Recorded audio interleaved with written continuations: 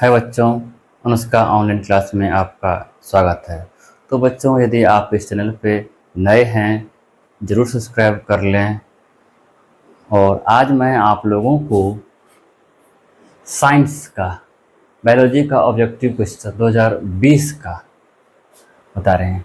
2020 का जो ऑब्जेक्टिव है वो आप लोगों को हम बता रहे हैं, और इसमें आप लोग खुद से भी आंसर दीजिएगा। और कितना स्कोर आता है, 15 क्वेश्चन है, इसमें कितना आप खुद बना पाते हैं ये कमेंट के माध्यम से ज़रूर बताइएगा। तो आज शुरू कर रहे हैं हम लोग आज का पहला क्वेश्चन, जो मेंडल ने अपने प्रयोग के लिए किस पौधे को चुना। मेंडल ने अपने प्रयोगों के लिए किस पौधे को चुना।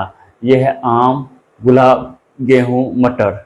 आम, गुलाब, गेहूं, मटर। तो इसका सही आंसर होगा मटर। मेंडल ने अपने प्रयोग में मटर को पौधे को चुना, क्योंकि उसमें बहुत सारे हर प्रकार का गुण होता है, जिस कारण से उसी को मेंडल ने चुना, मटर के पौधे को। मेंडल एक पादरी थे और उन्होंने ही अपने गार्डन में इस पर प्रयोग किया था। अगला सवाल पर जाते हैं हम लोग।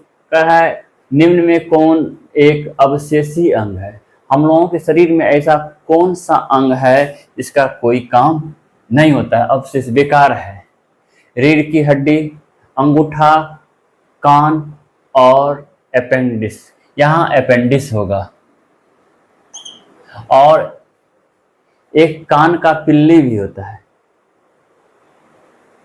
तो कान का ऊपरी भाग जो बाहर में रहता है वो होता है। तो यहाँ है निम्न में कौन एक अवशेषी अंग है, तो ये हो जाएगा अपेंडिस। और कान का पिल्ली भी होता है। दूसरा है चिपको आंदोलन किससे संबंधित है।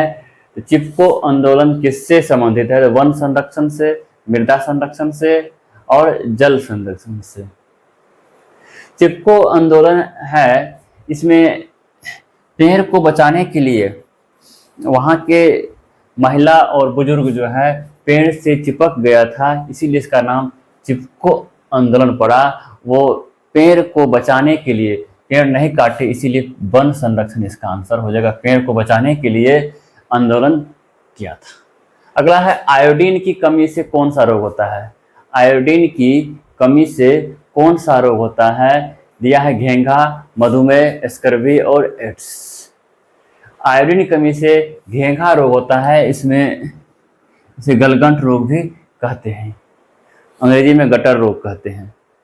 कारण निम्न में कौन पिट्यूटरी ग्रंथि से निकलने वाला हार्मोन है। कारण निम्न में कौन पिट्यूटरी ग्रंथि से निकलने वाला हार्मोन है। वृद्धि हार्मोन, थायरॉक्सिन, इंसुलिन और एस्ट्रोजन। तो इसका आंसर क्या होगा, वृद्धि हार्मोन हो जाएगा। वृद्धि हार्मोन है, थायरॉक्सिन है, इंसुलिन है, एस्ट्रोजन है, वृद्धि हार्मोन होगा। अमीबा में लैंगिक जनन किस विधि द्वारा होता है। अमीबा में लैंगिक जनन किस विधि द्वारा होता है। मुकुलन है, विखंडन है, बीजाणु जनन है, इनमें से सभी। इसमें क्या होगा, इसका आंसर, सही आंसर होना चाहिए विखंडन। क्या होगा इसका, विखंडन होगा। फूल का कौन सा भाग फल में डलता है। कह रहा है कि फूल का कौन सा भाग फल में बदलता है। फूल का कौन सा भाग फल में बदलता है। पुंकेसर दिया है, स्त्रीकेसर दिया है, अंडाशय दिया है और बीजांड दिया है। तो इसका सही आंसर क्या होगा, इसका सही आंसर होगा अंडाशय। अमीबा अपना भोजन कैसे पकड़ता है। अमीबा एक लिंगी जीव है और ये अपना दिया है, अमीबा अपना भोजन कैसे पकड़ता है। स्पर्शक द्वारा, जीभ द्वारा, उत्पाद द्वारा, मुंह द्वारा। तो अमीबा जो है वो भोजन पकड़ने के लिए अपने आप में कूट पाद बनाता है, क्योंकि इसको भोजन के लिए खास अंग नहीं होता है और उसी अंग से सब काम करता है। तो इसमें भोजन पकड़ने के लिए क्या करता है, ये कूट पाद बना लेता है। कौन सा एंजाइम वसा का क्रिया करता है। कह रहा है कौन सा एंजाइम कौन कौन सा एंजाइम वसा पर क्रिया करता है? इसमें है पेप्सिन, ट्रिप्सिन, लाइपेज और इमाइलेज। मतलब कह रहा है कौन सा एंजाइम वसा पर क्रिया करता है, इसका आंसर सही क्या हो जाएगा? लाइपेज हो जाएगा। किस प्रकार के श्वसन से अधिक ऊर्जा मुक्त होती है? वायवीय है, अवायवीय है, ए और बी दोनों है, इनमें से कोई नहीं। इसका आंसर हो जाएगा वायवीय श्वसन में अधिक ऊर्जा मुक्त होती है। मछली का श्वसनांग है, मछली कौन से अंग से श्वसन करता है? ट्रेकिया दिया हुआ है, गिल्स दिया हुआ, त्वचा दिया हुआ, फेफड़ा दिया हुआ। इसका सही आंसर क्या हो जाएगा? इसका सही आंसर गिल्स हो जाएगा। स्टोमाटा के खुलने और बंद होने की क्रिया को कौन नियंत्रित करता है? स्टोमाटा में गार्ड सेल होता है जो कोशिका को खुलने और बंद करने में मदद करता है। दिया है इसमें द्वार कोशिका, सहचर कोशिकाएं, चालनलिकाएं, मूलरोग। इसका आंसर हो जाएगा द्वार कोशिका। निम्न में से कौन सा वृक्क के रचनात्मक एवं क्रियात्मक इकाई है? तो क्या होगा इसका? निम्न में कौन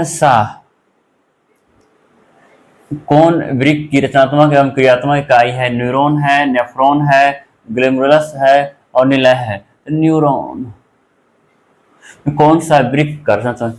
नेफ्रॉन होगा इसका आंसर। मानव का प्रमुख उत्सर्जी अंग है निम्नलिखित में कौन है? तो मानव का प्रमुख उत्सर्जी अंग क्या होगा? इसका हो जाएगा वृक्क। एस्ट्रोजन क्या है? एस्ट्रोजन क्या है? ये है एक नर हार्मोन है। तो बच्चों इसमें से कितना आपका स्कोर आता है कमेंट के माध्यम से जरूर बताइएगा। Thank you.